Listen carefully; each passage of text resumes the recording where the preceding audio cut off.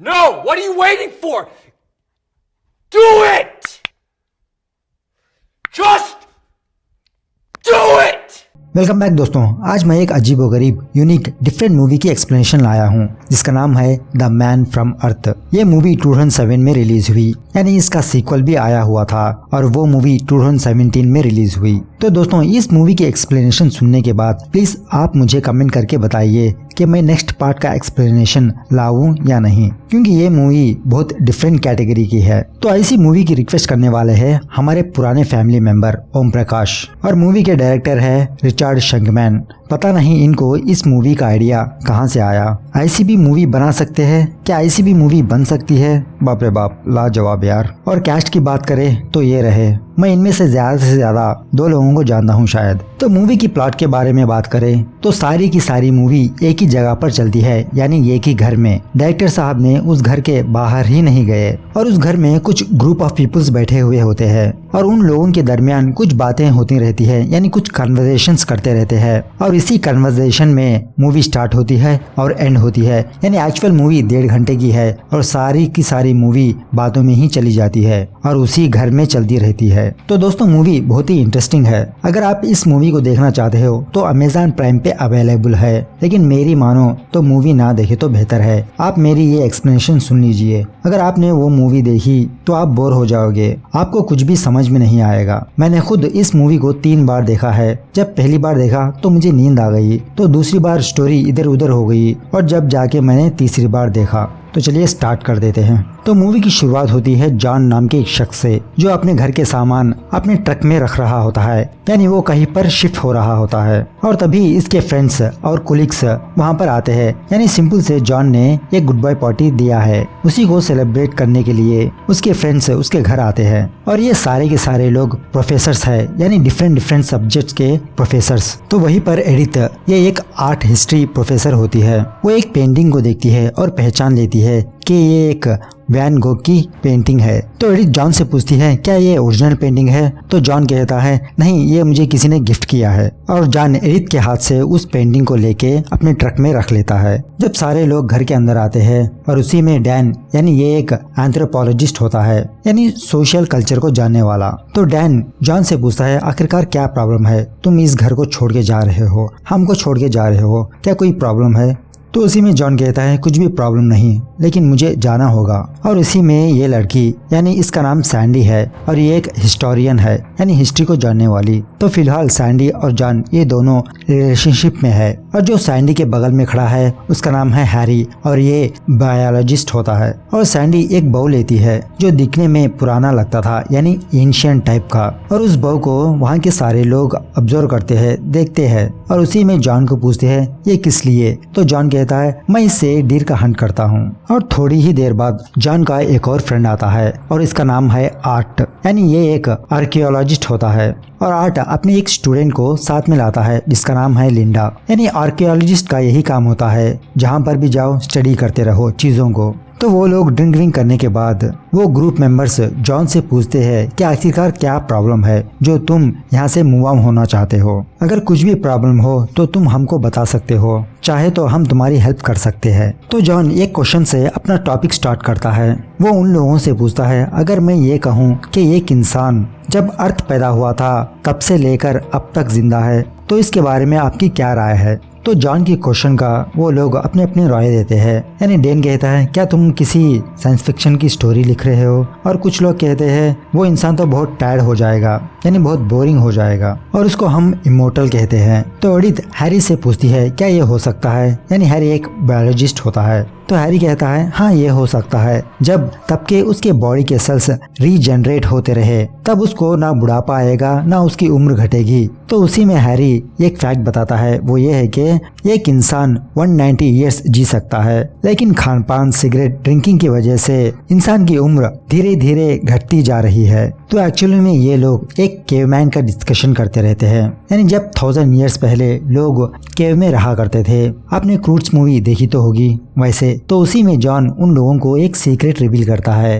कि John he caveman है। वो सुनकर वहाँ के लोग शॉक में रह जाते हैं। वो कहने के बाद जॉन फिर अपनी स्टोरी कंटिन्यू करता है। वो कहता है आफ्टर 10 ईयर्स, यानी हर एक 10 ईयर्स में मैं मेरा लोकेशन चेंज करता रहता हूँ, क्योंकि लोगों को डाउट ना हो कि मैं बूढ़ा नहीं हो रहा हूँ। तो इसी वजह से मैं यहाँ से जाना चाहता हूँ और मैं ये काम पहली बार नहीं कर रहा हूँ। फिर ये सुनने के बाद वहाँ के लोगों में इंटरेस्ट और बढ़ने लगता है। वो और एक्टिव हो जाते हैं। हैरी जॉन से कहता है तुम्हारी स्टोरी बहुत इंटरेस्टिंग है, सुनाओ और क्या सुनाना चाहते हो। और तुम्हारा दावा है कि तुम एक केवमैन हो जो अब तक इस धरती पर जी रहे हो। तो जॉन कहता है हाँ, आप लोग मुझे केवमैन समझ सकते हो और मेरी उम्र 14,000 साल की है। यानी मैं इस अर्थ पर 14,000 ईयर्स से रह रहा हूँ। कई हजारों साल पहले जब मैं मेरी ग्रुप में था तो वहाँ के लोग बूढ़े होते जा रहे थे, लेकिन मेरी उम्र 35 साल की थी, जैसा आप मुझे देख रहे हो। और वो लोग समझते थे कि मैं उनकी उम्रों को चुरा रहा हूँ, उनकी उम्रें मैं ले रहा हूँ। तो वो लोग मुझे चेस करने लगे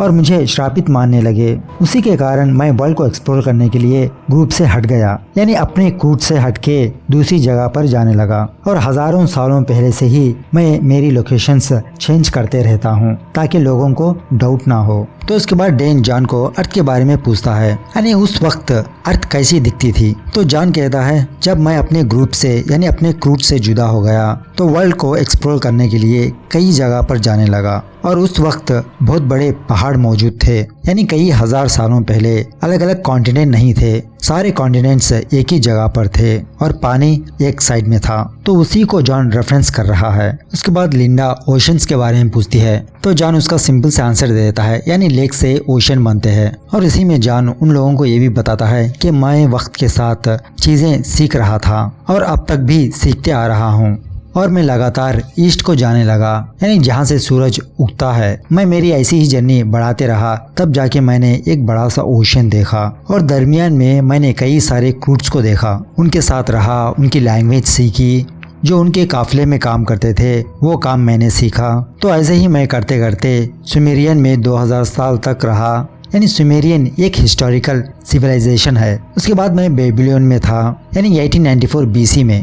वहाँ पर भी मैं उन लोगों के कल्चर सीखे, लैंग्वेज सीखी। तो ऐसे ही मैं ईस्ट को आगे बढ़ता चला और मैं इंडिया पहुँचा। वहाँ पर मैं एक ग्रेट इंसान से मिला जिसका नाम है बुद्धा, यानी गौतम बुद्ध। और गौतम बुद्ध से मैं बहुत सारी चीजें सीखी और गौतम बुद्ध मुझे टीच करे और उनको ये रियलाइज हुआ कि मैं एक डिफरेंट किस्म का आदमी हूँ। मैं गौतम बुद्ध से कहना चाहता था, लेकिन उस वक्त मैं उनसे कुछ भी कह न सका। उसी में हेनरी जॉन से कहता है क्या तुमने गौतम बुद्ध से सीखा। तो जॉन कहता है हाँ, मैं गौतम बुद्ध के पास उनके मरने तक रहा। उसके बाद फिर मेरी जर्नी कंटिन्यू की। तो इसी कन्वर्सेशन में डॉक्टर विल वहाँ पर आता है, यानी ये एक साइकियाट्री प्रोफेसर है। और डॉक्टर विल को आर्ट ने बुलाया क्योंकि जॉन बहकी बातें कर रहा था, तो उसको कुछ साइकियाट्रिस्ट की जरूरत थी, इसीलिए आर्ट डॉक्टर विल को बुलाया। तो विल भी जॉन से कुछ क्वेश्चंस पूछने लगता है और उसका फर्स्ट क्वेश्चन ये होता है, इतने सालों में क्या तुमको इलनेस नहीं हुई, क्या तुमको बीमारी नहीं आई।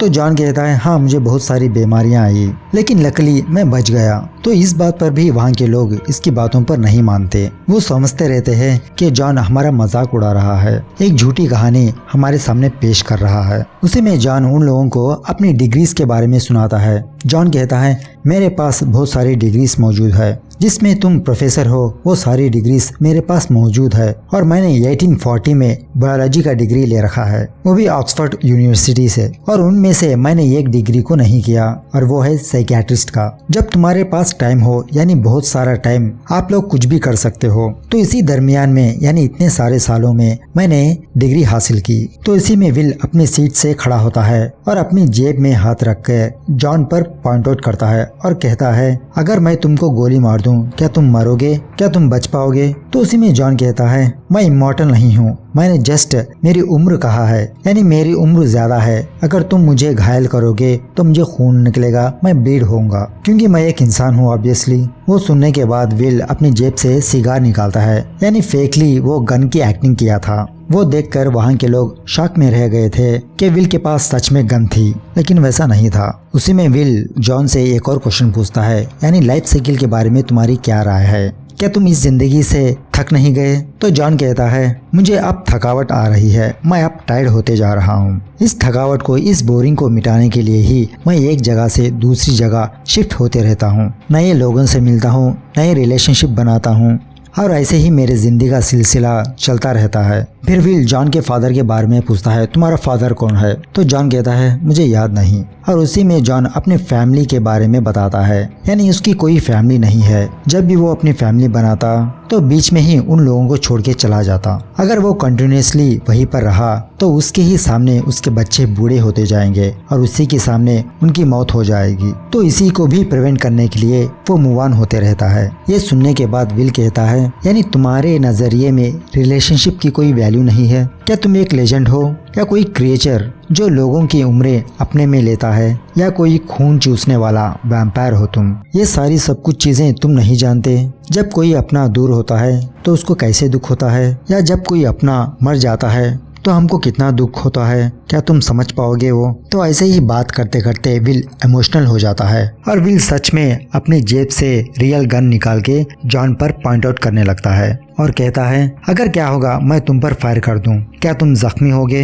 या तो फिर वैम्पायर की तरह तुम्हारा जख्म क्लीन हो जाएगा, या तो फिर मैं तुम्हारे सर पर गोली मारूं, क्या तुम सच में मर जाओगे? और डैन विल को रोकने की कोशिश करता है, लेकिन विल कुछ ना कहते हुए वो गन अपने पॉकेट में रख लेता है और वहाँ से बाहर चला जाता है। तो विल जाने के बाद हैरी उन लोगों को बताता है कि कल ही विल की वाइफ की मौत हो गई, इसीलिए वो थोड़ा अपसेट सा है। ये सुनने की देरी जॉन भागते हुए विल के पास पहुँचता है और विल को सॉरी कहता है और उसके हाथ से गन ले लेता है। यानी डिप्रेशन में आके विल खुद की जान ना ले ले, इसीलिए जॉन विल से वो गन ले ली। जब जॉन उस गन को देखता है तो वो गन खाली होती है, उसमें बुलेट्स ही नहीं होते। तो घर के अंदर ये लोग जॉन के बारे में डिस्कस करते रहते हैं, क्या जॉन ड्रग एडिक्ट है जो ऐसी बहकी बातें कर रहा है? तो डैन कहता है वो ऐसा इंसान नहीं है, मैं उसे अच्छी तरह से जानता हूँ। तो कुछ देर बाद यानी आफ्टरनून बिताने के लिए वो लोग जॉन से भी रिक्वेस्ट करते हैं कि तुम्हारी स्टोरी कंटिन्यू करो, हम तुम्हारी स्टोरी में इंटरेस्टेड है, कीप गोइंग। तो उसी में लिंडा जॉन से एक फनी क्वेश्चन पूछती है, क्या तुम्हारे पास पेट डायनासोर था? तो जॉन कहता है वो मेरी सेंचुरी से पहले आए थे और मैं बॉर्न होने से पहले ही वो डायनासोर तबाह और बर्बाद हो चुके थे। तो फिर क्वेश्चन आंसर्स के बाद जॉन उन लोगों को अपने जिंदगी का एक हिस्सा सुनाता है। वो कहता है ब्राजील में मैंने एक इंसान से मिला जो मेरी तरह ही था, यानी उसकी कोई ज्यादा उम्र नहीं थी। हम दोनों एक साथ 200 साल तक जिए। उसके बाद हम दोनों रेलवे स्टेशन गए थे, तब पता नहीं वो भीड़ में खो गया। मैंने वहाँ पर उसको बहुत ढूंढा लेकिन वो कहीं पर भी नहीं मिला और ये मेरी जिंदगी की बहुत अजीब सी घटना है। धीरे धीरे उनका कन्वर्सेशन रिलीजन पर कन्वर्ट होने लगता है और उसी में वो लोग जॉन से पूछते हैं कि तुम गॉड को मानते हो या नहीं? तो जॉन कहता है मैं किसी भी गॉड को नहीं मानता। फिर डैन जॉन से एक और क्वेश्चन पूछता है कि हमारे रिलीजन में से क्या तुम किसी से मिले हो? यानी जॉन पिछली बार गौतम बुद्ध का नाम लिया था, अब ये लोग क्रिश्चियनी बेस पर क्वेश्चंस पूछ रहे हैं। तो जॉन कहता है हाँ मैं मिला हूँ, लेकिन उसका आंसर देने से जॉन इनकार कर देता है। लेकिन फिर वहाँ के लोग जॉन को फोर्स करते हैं, जो भी हो तुम्हारी बात तुम कंटिन्यू करो। तो उसके बाद जॉन मोजेस की स्टोरी सुनाने लगता है। तो वहीं पर एडिथ थोड़ा इमोशनल हो जाते हैं और वो जाने के लिए उठ खड़ी होती है, लेकिन वहाँ के लोग उसे मना लेते हैं और वहीं पर बिठा देते हैं और जॉन को अपनी स्टोरी कंटिन्यू करने के लिए कहते हैं। तो जॉन फिर उनको बताने लगता है कि गौतम बुद्ध का जब जमाना खत्म हो गया उसके 100 या 200 साल बाद मैं ईस्टर्न रोमन एम्पायर गया और वहाँ पर मैं जो गौतम बुद्ध के पास सीखा था उन लोगों को सिखाने लगा। तो वहाँ के एम्पायर्स को ये बात पसंद नहीं आई और मुझे बहुत टॉर्चर किया और मुझे सूली पर चढ़ाए और मुझे एक केव में जाके बंद कर दिया। लेकिन मेरी बॉडी ऐसी ही बनी थी। कुछ दिनों बाद मैं उस केव से निकल गया। यानी इन ए सिंपल वे जॉन अपने आप को जीसस कह रहा है। ये सुनने के बाद आर्ट जॉन से कहता है तुम्हारे हाथ पैर दिखाओ, कहाँ पर है वो स्कॉर्स? जब तुमको सूली पर चढ़ाए थे तुम्हारे हाथों पर वो लोग कीले ठोके थे, वो मार्क्स कहाँ है? तो जॉन कहता है ये कहानियाँ झूठी है, वो लोग मेरे हाथों पाँव पर कीले नहीं ठोकी गई, सिर्फ मेरे हाथ पैर बांध दिए गए थे। तो ऐसे ही जॉन अपनी स्टोरी सुनाते रहता है कि तभी विल फिर जॉन के घर आता है। यानी बाहर बहुत ज्यादा ठंड होती है तो वो घर जा नहीं पाता, इसीलिए विल फिर वापस आ जाता है। उसके बाद विल जब अंदर आता है तो ये सारी बातें जान के जॉन को एक और क्वेश्चन पूछता है, क्या तुम अपने आप को जीसस मानते हो? तो जॉन कहता है पता नहीं, लेकिन मेरी स्टोरी तो यही है। तो उसके बाद जॉन और सैंडी ठंडी हवा लेने के लिए बाहर जाते हैं। तो घर के अंदर वो लोग जॉन से और क्या क्वेश्चंस पूछे ये प्रिपेयर होते रहते हैं। तो उसी में एडिथ जो क्रिश्चियनिटी को बहुत मानती रहती है वो उन लोगों से कहती है मैंने बचपन से बाइबल पढ़ा और बाइबल में जीसस की बचपन से लेते हुए डेथ तक स्टोरीज है, वो क्या है? तो विल कहता है हिस्ट्री तो एक वैक्यूम है जो गैप्स को फिल करते रहते हैं, यानी सिंपल से बनी बनाई कहानियां जो उधर से कुछ स्टोरीज ले लिए या इधर से कुछ स्टोरीज ले लिए और बना दिए हिस्ट्री। उसके बाद जॉन जब अंदर आता है कुछ और डिस्कशन के बाद आर्ट जॉन से ये क्वेश्चन पूछता है यानी जीसस का मतलब क्या है, ये वर्ड कहाँ से आया? तो जॉन कहता है यानी ये वर्ड यहोवा से आया है जिसका मतलब है गॉड इज ग्रेशियस, या तो फिर गॉड इज सैल्वेशन है यानी इमोर्टैलिटी वाला। और इसी तरह हिब्रू में यीशुआ कहते हैं और उसी तरह लेट ग्रीक में लिशियस कहते हैं और लेट लैटिन में लिसस और फाइनली मिडिवल लैटिन में जीसस का नाम पड़ा। और लोग कहते हैं जीसस का फादर गॉड है, लेकिन मैं कहता हूँ मेरा फादर कौन है मुझे याद नहीं और मैंने आज तक कोई चमत्कार काम नहीं किया, यानी ना ही मैंने पानी पर चला और ना ही कोई मरे हुए इंसान को जिंदा किया। मुझे कुछ मेडिसिन की नॉलेज थी और वो मैंने गौतम बुद्ध से लिया था, तो उसी को मैंने लोगों में स्प्रेड किया, लोगों की जानें बचाई, लोगों की बीमारियां दूर करी। यानी यहाँ पर जीसस को द मेडिसिन मैन भी कहते हैं। यही जॉन इन लोगों को समझा रहा है। ये सारा सुनने के बाद उस रूम में गंभीर सा माहौल हो जाता है और एडिथ जो क्रिश्चियनिटी को मानने वाली थी वो झटके से रोने लगती है और कहती है तुम जीसस नहीं हो सकते। तो वहीं पर विल झटके से उठता है और जॉन से कहता है बस हो गया, अब ये कन्वर्सेशन हद से ज्यादा हो गया। जॉन तुम्हारी स्टोरी को यहीं पर खत्म कर दो और इन लोगों को बताओ कि ये स्टोरी सिर्फ एक फेरी टेल है, यानी बनी बनाई कहानी। देखो तुम्हारी वजह से इन लोगों का क्या हाल हुआ है। तो जॉन बहुत देर सोचने के बाद अपने सीट से उठता है और उन लोगों को कहता है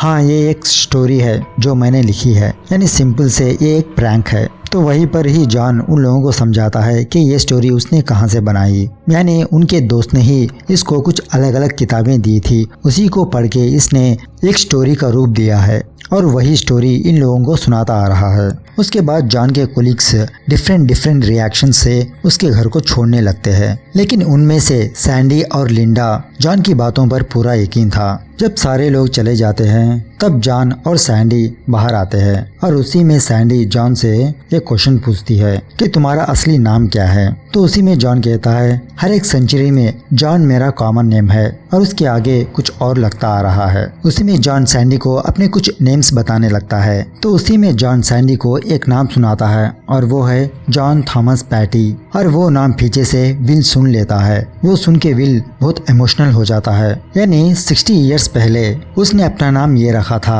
और वो बॉस्टन में टीच कर रहा था। तो उसी में जॉन विल को संभालते हुए विल के माँ का नाम बोलता है, यानी उसके माँ का नाम नोवा होता है, और उसी में विल के कुत्ते का नाम भी बोलता है। वो सारा सब कुछ सुन के विल शॉक में रह जाता है। यानी यहाँ पर सिंपल से ये बात है, जॉन घर के अंदर जो स्टोरी सुना रहा था वो सच में रियल है और जॉन विल का फादर है और विल के फादर का नाम जॉन थॉमस ही था। यानी 60 इयर्स पहले वो बोस्टन में था, क्योंकि जॉन एवरी 10 इयर्स अपना मकाम शिफ्ट करते रहता है, इसीलिए जॉन बहुत कम रिलेशनशिप बनाए थे। यानी जॉन को उनको छोड़ने में बहुत दिक्कत होती थी और इसी में विल को और उसकी माँ को इसने छोड़ दिया। ये सारा सब कुछ सुन के विल को हार्ट अटैक आ जाता है और जॉन 911 को कॉल करता है और एम्बुलेंस आके विल को ले जाती है। उसके बाद जॉन अपनी ट्रक लेके थोड़ी दूर जाता है और रुक जाता है, यानी वो सैंडी का वेट करता है और सैंडी जॉन के साथ चली जाती है। यहाँ पर ये मूवी द एंड होती है। तो दोस्तों ये थी आज की मूवी। सुनने में बोरिंग लगती है और देखने में भी बोरिंग लगती है, लेकिन आइडिया तो बहुत ही जबरदस्त रहा और इसको डिफाइन करने के लिए मेरे पास वर्ड्स ही नहीं है। ओके एनीवे, आप इसका सेकेंड पार्ट का एक्सप्लेनेशन चाहते हो तो कमेंट करके बताना जरूर। तब तक टेक केयर, बाय बाय।